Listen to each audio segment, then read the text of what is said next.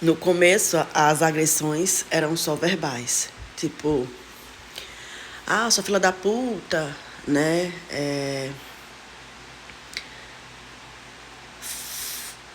Fuleira, não sei o que lá. Umas piadinhas, sabe? Que você entende que a pessoa já tá, tipo, querendo desmerecer você. Sem você fazer nada. E eu fui empurrando com a barriga. Eu fui porque, assim, eu tenho, né? 5 filhos com ele. Eu não podia, né? Pensar de forma alguma na hipótese de separar. Por quê? A minha mãe dizia assim pra mim, né? Que ruim com ele, pior sem ele. Mas chegou um momento em que realmente a agressão física aconteceu. E na frente do meu filho.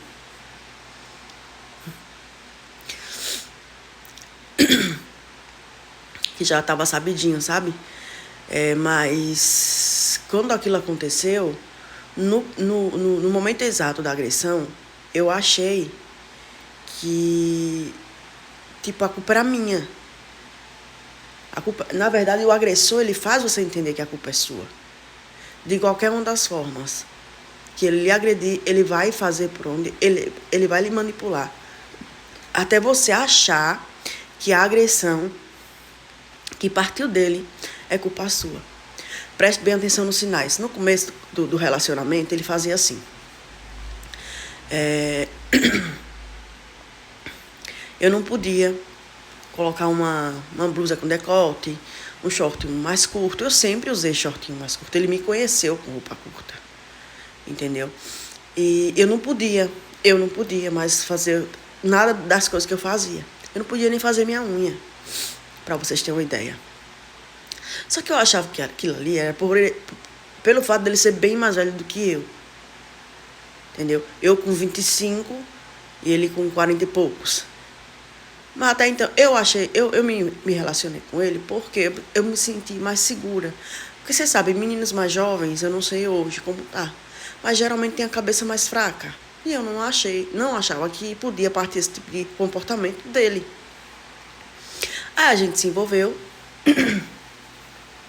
nos conhecemos numa sala de bate-papo do UOL. Preste bem atenção, não sei como estão essas salas hoje, né? Porque hoje tá tudo, sei lá. E fomos, né, um pra cidade do outro, e foi indo, foi voltando, tipo, eu tava sem trabalhar. E foi aí que a gente acabou se envolvendo. Ele falou assim, ó, vem pra minha cidade. Mas isso não foi logo de cara não, gente, foi com o tempo. Porque aqui é mais fácil de você arrumar emprego. Aí eu falei, tá certo.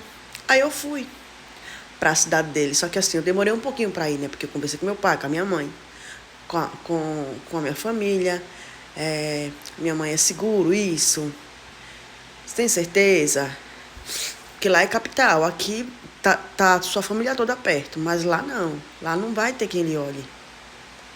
Mas quando a gente tá confiante em alguém ou alguma coisa, quando a gente planeja um futuro para frente, quando a gente sonha, a gente realmente fecha os olhos para as dificuldades. A gente quer ver o quê? Os nossos sonhos sendo construídos. Então aquilo estava na minha cabeça. E eu não era nova, tipo 25 anos. Só que assim, a minha cidade estava muito ruim de emprego. Tava péssima, péssima. Sabe que não tem emprego nem no supermercado? Pois lá tava assim. Aí eu peguei e mudei pra cidade dele. Na primeira semana, ele falou assim, olha, vamos lá fazer uns currículos pra você entregar. Eu falei, tá bom. Aí eu fui fazer os currículos com ele e a gente deixou em alguns lugares, tipo no centro de apoio a pessoas que estão procurando trabalho. Eu acho que era CAT na época, não lembro. E eu deixei lá o currículo, meu perfil, as experiências. E tudo certo. Quando foi no dia seguinte, de manhã cedo não, à tarde mesmo, mesmo dia, uma padaria me ligou. A atendente de uma padaria me ligou. Falou assim, é fulano? Eu falei, sou eu. Tem como você fazer uma entrevista com a gente amanhã, tal horário? Aí me falou o local, né? Eu falei, mas onde é? E era próximo de casa, não era longe. Aí eu falei com ele, quando ele chegou do trabalho, eu falei, olha, a padaria tal me ligou. Ele disse, eu sei onde é. Aí eu falei, mas você não tem como me levar? Ele, tem como você ir a pé, porque não é longe não. E realmente não era longe não, dava pra ir a pé tranquilo. Só que eu achava que a padaria que eu ia trabalhar foi a padaria próxima, que a pessoa me ligou. Não era aquela padaria. Eles têm uma rede de padarias, né? O dono tem mais de 3 padarias. Então, assim, eu fui lá fazer entrevista, eu saí de manhã, né? Coloquei uma roupinha adequada para entrevista e saí de manhã cedo para entrevista na padaria. Cheguei lá, tava uma atendente e tava o dono da padaria. A gente sentou e começou a conversar. Ele disse, olha, gostei muito de você, seu currículo, né? Me parece ser uma pessoa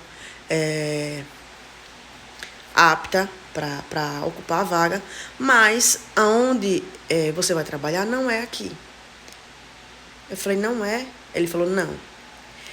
É subindo aqui, só que se você for a pé ou esperar ônibus vai demorar muito. Mas eu gostaria muito que você fosse frequentar, você visse a padaria, né, o ambiente onde você vai trabalhar, para ver se você para ver se você gosta. Aí eu, tá certo. Ele disse, faz assim então, vamos na minha Fiorino, que eu lhe deixo lá, né, você ficar conversando com as meninas, ver como que vai ser, amanhã, né, o dia que você vai começar a trabalhar, e eu volto pra essa. Aí depois, qualquer coisa você pega um ônibus. Aí eu falei, tá certo. Aí eu montei na Fiorino com o dono da padaria e fui, porque se eu fosse esperar um ônibus, era muito demorado. Que era o circular, né? Ele demora pra caramba. Demorava pra caramba pra passar. Aí eu peguei, fui, voltei. Pra voltar, eu voltei de ônibus. E vim pra casa. Quando meu marido chegou, eu contei sobre a entrevista. Sabe o que ele disse? Ele falou assim, sua puta, sua vagabunda, prostituta. Ele tirou dos cachorros e colocou em mim. E eu sei, entendeu? Eu comecei a chorar. Eu falei, mas por quê? Você foi dar pro homem da Fiorino, pro dono da padaria. Foi não sei o que lá. Gente, eu não fiz errado. Porque se fosse em outro ambiente de trabalho, que você tem que entrar no transporte com seus parceiros, com seus amigos de trabalho. E assim, aquilo me assustou. Só que, na minha cabeça, ele estava me protegendo. Só que da forma que ele falou comigo, já não funcionou. Aí ele até comentou assim, não, a partir de hoje vamos ter relação com segurança, porque eu não confio mais em você. Você foi dar para aquele cara. E ficou a semana... Eu não fui, gente, trabalhar no outro dia. Eu fiquei procurando outro emprego. Não fui.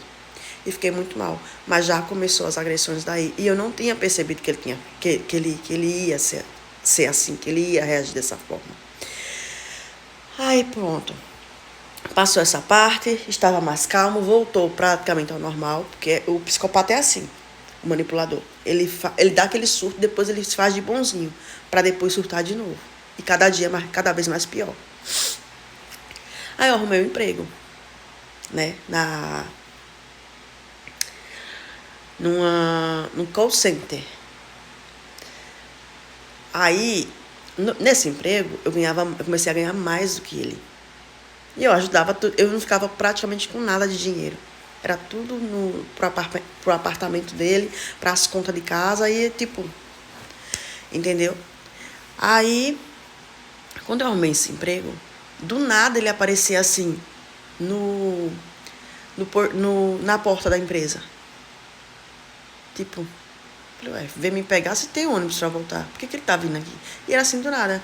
Aí depois ele soltou assim uma palavrinha com deboche, qualquer dia desses, eu pego você. Eu falei, me pega? Por quê? E eu sei entender que ele era manipulador e narcisista. Aí foi que começou, já tinham começado as agressões e eu ainda não tinha percebido, mas eu não tinha filhos com ele ainda. O pior tá por vir. Ele chegou na empresa, nesse dia, me pegou de surpresa, quis me pegar de surpresa, que eu nunca tinha nada. Quando foi, isso foi numa sexta-feira de noite. Quando foi no sábado, que eu só trabalhava até umas meio-dia, eu pedi pra minha amiga comprar uma coxinha. E ele tava no telefone comigo, porque os intervalos eu tinha que ficar no telefone com ele, porque ele era doente, né? Aí eu falei assim, Érica, traz uma coxinha pra mim. Aí ele falou assim, já tá mandando seus machos comprar coxinha pra você, Érica tem voz de mulher, Érica é mulher. E ficou nessa patifaria, desse